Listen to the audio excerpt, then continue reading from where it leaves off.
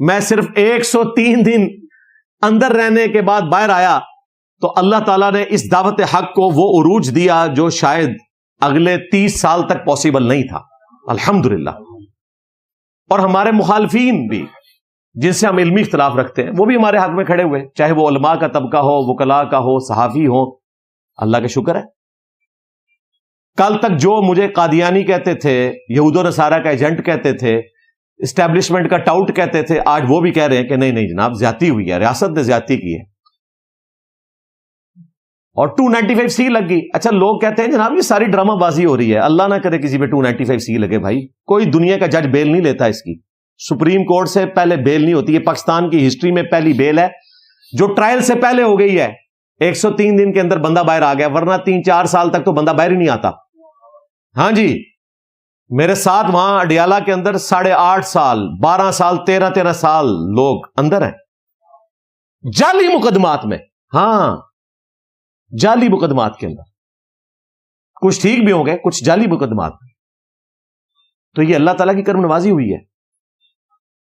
295C تو وہ دفعہ ہے کہ اگر آپ ایک درخت پہ لگا دیں وہ بھی خشک ہو جائے، 295C لکھ کے نا اس کے گلے میں کوئی چیز لٹکا دیں تو خشک ہو جائے۔ یہ مذاق تھا، مذاق ہوتا کہ اگر یہ صرف مجھے نظر بند کرتے اور 3 مہینے بعد باہر نکال لیتے۔ 295C کے بعد تو ہاتھ پاؤں پھول گئے۔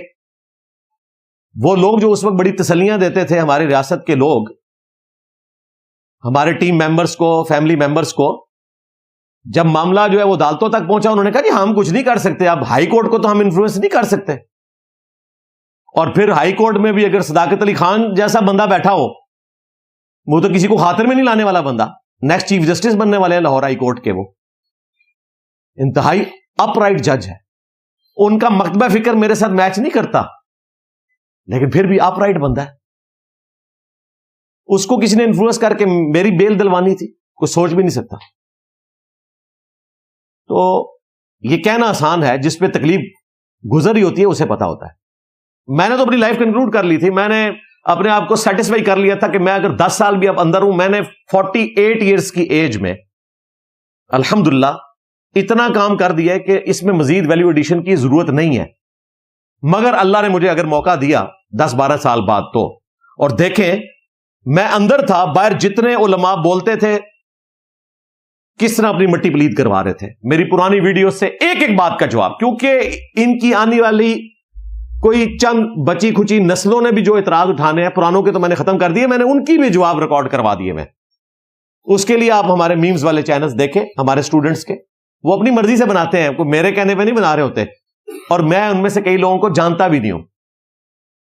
اللہ کے فضل سے دعوت حق کو وہ لے کے چل رہے ہوتے ہیں الحمدللہ۔